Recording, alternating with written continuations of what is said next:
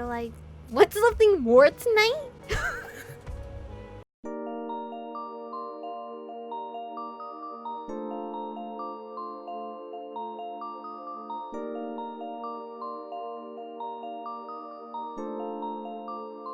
Hello, Romas. This is Aromie here. Welcome back to Red Embrace Hollywood.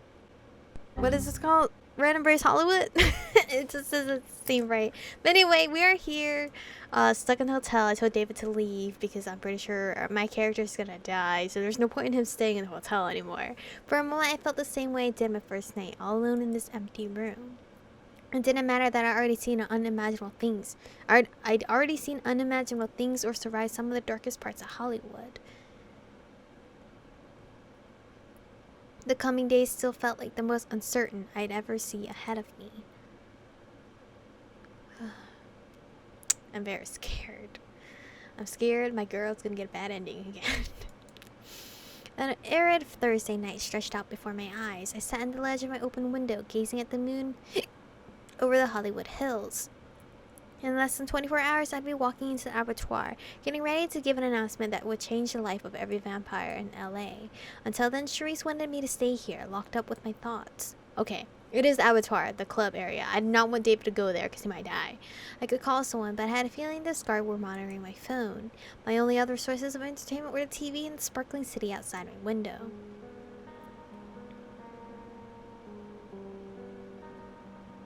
As I sat there alone for the first night in a long time, my mind wandered back to my life before all of this ever happened. My life as a human. Back then I was, happy and hopeful, always looking forward to the next day, usually content but still restless. I always wanted something more. Depressed on most days, struggling to find meaningful things in life. I'm still the same with the whole still restless. I had my ups and downs, coasting through life without ever finding what really completed me. My hopes and fantasies helped me hang on, a rope that I clung onto whenever I felt myself slipping. I knew there was something out there, something that would give me a sense of real fulfillment, but I had to wonder if I ever truly grasped it. Eyes flicked up to meet the reflection in the window pane. I hadn't really thought about those days in a long time, the old human me. Now I found myself missing my old life. It seemed so peaceful looking back, nostalgic and wistful, but still determined to put the past behind me, happy with the new life I'd been given, without any longing for my human days. Ooh, I mean, they didn't really give us a lot of character backstory of what we were like as a human, so I guess we weren't close with any friends or family. But I am quite happy in this route because we have Randall. So the people I'd met, the places I'd been, the incredible things I'd seen and done, all of that made my new life completely worth it. And I had only just started. Maybe this world was always meant for me, or maybe it had never mattered whether I was really dead or alive. I knew I could find happiness as a vampire, maybe even more than I'd ever found as a human.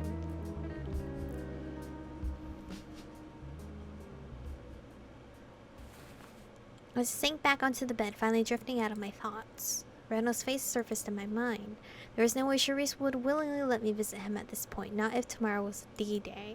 I couldn't just lie about where I was going either. She'd definitely have me followed. If I wanted to talk to Randall safely, I'd have to slip away for a few hours. Was it worth the risk? Ooh. I kinda want to see Randall, but it's not a good risk. Fuck it. Stay in. Or, I don't know. Should we stay in? Or try to sneak out? Try to sneak out? I had to visit him, even if it meant risking getting caught. But with Charisse's agent everywhere in the hotel, it was going to be easy. Escape from the window. If I could slip outside unnoticed, then I wouldn't have to worry about being followed. I can't fly though, so my room was a little worryingly high up, but I'm gonna die this way. I opened the window and stepped out onto the ledge. Far below me, people and cars were distant dots, moving across miniature roads like ants. The nearest ledge was a far leap, and I saw nothing to hang on to. This is how I die. If I didn't make it, then just then a powerful gust of wind almost knocked me off my feet. I barely managed to grab the wall in time. If I had jumped a moment ago, I would have been splattered on the ground by now. Taking my chances with the agents was starting to seem like a safer bet. I go back inside, clambering back inside and shut the window tightly. Randall might have been able to scale this building, but I couldn't do it. Persuade the agents to let me leave? If I play my cards right, maybe I could persuade one of the agents to turn a blind eye. Of course, if I play my cards wrong, I might end up with a blind eye or two myself. Ugh. Oh, I'll just see Randall. The lobby was bustling with activity, rife with anticipation for tomorrow. But a suited agent stood guard near the door, observing everyone sharply. He'd probably been told to not let me go. I blinked, and suddenly he was stooped over, bowed down by the weight of green and gold bills and bars spilling out of his pockets, his features haggard with fear. I blinked again, and he stood there, just like a normal, calmly nodding at a passerby. It was my Golgotha powers. When I drew close to him, the agent put on a smooth, polite smile. May I help you with something, miss? What would she think if she knew? If you know what's good for you, you'll let me out of here. That's such a threat. Please, I need to leave for just a few moments. What would she think if she knew? I beg your pardon? Bad people steal money, but you're not bad, are you? I'm aware of your secret. Would you like it to stay a secret? If she finds out, she may take a pound of flesh instead. So just like taunting him without saying anything? Well, bad people steal money, but you're not bad, are you? How do you... He froze, his eyes darted between me and the numerous vampires nearby. The weight of guilt made his knees tremble. What do you want from me? Let me slip out, then in, and slip some of your heavy burden under my door. I do not want to be an accomplice to that. No. He paused, fidgeting ever so slightly, choosing which type of wrath to risk from. Charisse was not an easy dilemma. If you're not back before sunrise, I don't know you. He murmured to me under his breath, jerking his chin towards the door. The smile on his face seemed to be frozen there, icy and humorless. Okay. I didn't want any of his filthy money. I hurried away from the hotel, taking the first taxi I saw to the beach. But as the streets of Santa Monica gradually grew closer, I felt a strange, bittersweet tug at my chest. Tomorrow I'd be stepping into a new chapter of my life, and at the club, anything could happen. Maybe this would be my last trip to the beach, or my last chance to save Randall before all the chaos blew over and my character dies. Even though it felt like my first visit was only yesterday. I hope my character really doesn't die. I really hope so. The shoreline seemed quieter than usual. In fact, the only figures I spotted were a large group by Randall's house. The Mavar seemed to be swarming around it. When I got closer, I realized they weren't just partying again. A number of them held guns, while others practiced in hand-to-hand brawls, slashing out their claws like nails. They must have been preparing for the oncoming fight, and judging from their shouting and laughter, they were looking forward to it. Try to be here. Hey, Michiko! Well, she came out to see us. You want to join? As soon as they noticed me, some of the group turned to shout and wave. Marla and Ziggy both offered me nods, and Jaquana cackled, wiggling her wrinkled fingers. Hey, everyone, keep getting ready. Things will heat up soon. Hi, where's Randall? Someone might call the police if you keep waving guns around. Where's Randall? Or should I be... Oh, what's my stats with them? We're pretty high with them. Keep getting ready. I should say this, right? So they can protect me? Yeah, and we can't wait. We're finally gonna take back LA. Those sons of bitches are gonna get what's coming to them. Eager cheers of agreement rang out, and someone threw a beach ball in the air to punctuate the excitement. Well, yeah, Randall's inside and Chico should go say hi. I thought Randall would want to say more than hi to her. What the fuck? They're a real power couple, huh? Wish I had a boyfriend like Randall. I left their truthful laughter behind, slipping into the house. Randall? The door swung shut behind me, its rattle echoing through the empty living room. Michiko? Michiko! Or maybe not entirely empty. Hi! Randall had been sitting in a chair with his back to the door, but he jumped to his feet when he noticed me. Man, if I knew you were coming by, I would have cleaned up nicer. What do you mean? It's always a mess in here. It's fine. Something didn't happen, did it? As if he could somehow sense a different atmosphere, Randall studied my face closely, his brow creasing a little. Cherie, she's planning to attack the club tomorrow and she's sending me to start it. Should I just tell him? I should just tell him, fuck it. An attack at the abattoir, huh? Shit. His expression quickly darkened, fangs glinting as he inhaled and it released a slow breath through his teeth. Well, good thing I've been stationing more guys around there recently. I was gonna show up myself tomorrow since that big party sounded fishy as hell. I always had a feeling she'd target the club. That's the only big place you can still find all the houses together, more than Saturnalia. I want to avoid bloodshed as much as we can. What do you think we should do? If we wipe them out there, maybe we can force Charisse to surrender. What the fuck? What do you think we should do? I'll make sure my group's ready to defend themselves. We can't back out now, or else she'll know something's up. But I've got to keep you safe, Michiko. If she's putting you in the middle of all of it, then I'll find a way to get you out. He frowned at me intently, one of his hands drifting through my hair. Listen, don't worry about it. Just play it safe tomorrow until the fighting starts, and you can ditch those Ascari fuckers inside the club. I'll protect you, cross my heart and hope to die. Again. But his low chuckle soon faded away, leaving behind only a small, weak smile. Through the cupboard windows, a sound of distant laughter and shouting filtered into her silence. I'm glad you came by, Michiko. Randall murmured with another small laugh, though there wasn't any humor behind it. I always try not to wear my heart on my sleeve, but it scares me to think about what would happen if I lost you, and all the hope and happiness I get just from seeing your face. My heart, he's so cute. I don't know what I'd do without you sometimes. You've been the support I never knew I needed, and now that I've got it, I just can't imagine being alone again. Oh, I'm trying not to cry this much, but you have your clan. You're not alone with them around you, are you? I can't imagine being without you either, Randall. I might not always be here. Something could happen. Bitch, don't say that. We know something's gonna happen. I can't imagine being without you either, Randall. Because he's literally why I'm so happy in this round. Heath, I really loved Heath, but he didn't give me that type of affection I needed. Randall's large bandaged palms lifted to cup my face, gently bringing us closer together. He placed a soft kiss on my forehead, then on each of my cheeks, and finally on my lips. The last kiss lasted longer and felt needier, deeper, more insistent. Randall giving us all kinds of attention. When he finally pulled away, he gazed at me with a sudden worry in his eyes, sinking his fangs against his bottom lip. You know, this probably sounds dumb as hell, but please, oh my god, please. I remember everyone always like stepping into our conversation randomly, and I would hate that. So hopefully if he's gonna do some kind of confession, no one's gonna just interrupt us.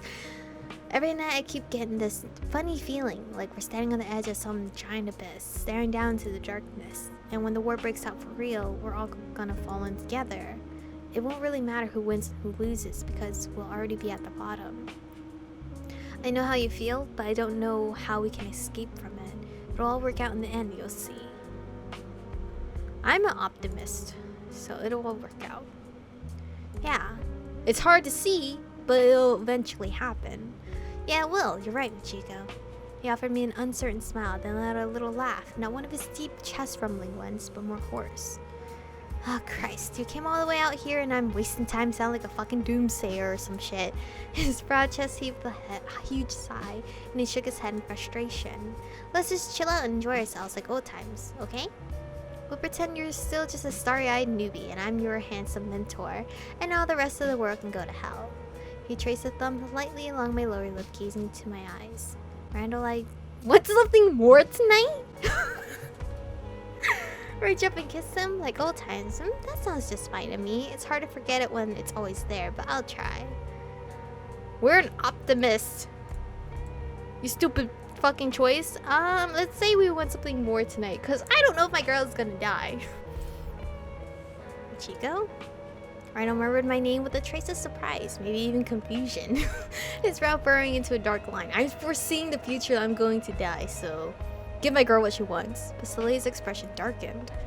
Uh-oh. His eyes welled with a look I've never seen before. No, once before, when we were at the beach. What? It's evil? Suddenly he leaned in for a kiss, covering my mouth with his own and pulling our bodies tightly together. Our lips parted, fangs clicking together as his tongue swept forward towards mine. It was impossible to ignore a size difference. In tongues? Locked in an embrace like this, or like body. It felt like he could snap me in half. Okay, body. In half if he wanted to. I was like, I've never heard someone say tongue size difference. But right now his only desire seemed to be for me. He ravenously covered my mouth, jaw, and neck with his lips, fangs scraping everywhere they could. Dude, is that gonna hurt me? I felt his rough hand slip beneath my shirt, beginning to roam across my bare waist and hips. The coarse sensation of his bandaged palms against my skin felt odd, but not unpleasant. I was much less sensitive now. Alright, we're not getting arousal from this, are we? Over here. They can't get aroused, right? like they don't get hungry, like food wise, like human food wise. He pulled me towards the couch, gripping my hips hard, his nails digging into my flesh. Okay, you're being really rough here. But just as Randall was about to push me down into the cushions, he suddenly stopped. I was waiting for somebody to just come through. Eyes heavily lidded, he gazed at me with an almost unnerving intensity, like he wanted to swallow me whole. Are you gonna turn into a beast? I think you're too pure for me. Okay. I think you're too pure for me, Chico.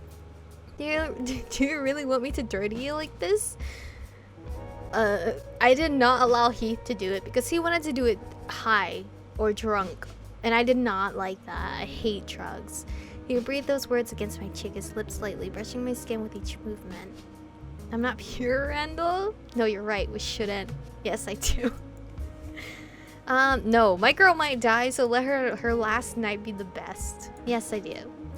And I want to. I want it more than anything. I just don't know what will happen after. If I can see you like that. Like what? What? His eyes roamed over my face and body, full of longing. You won't see me the same, even though you did it yourself. Well, I allowed you to, but and reluctance. I'd never seen him look so conflicted before. Are you really sure you want this? Are you gonna do some brutal shit? Stop thinking about it. I want you, Randall. Maybe not. Maybe you're right. Yes, please. I need it. I don't know if my girl needs it. I don't know what her sexual drive is. Stop thinking about it. I want you, Randall. She says she wants you. His face sank into his own bottom lip, beads of blood welling up from in the flesh. Have you hurt someone doing this before? Like you turn into a total beast? Because that'll be... okay, I'm way over time. That'll be kind of scary. Let me finish reading this sentence. He licked them off, eyes closed so tightly that his lips trembled. I think maybe something in the past happened, so that's probably why he's very scared too. Maybe like he loses himself in a way. That would make sense for Randall. But anyway, thank you guys for watching today's episode. Stay beautiful, and I'll see you guys in the next one.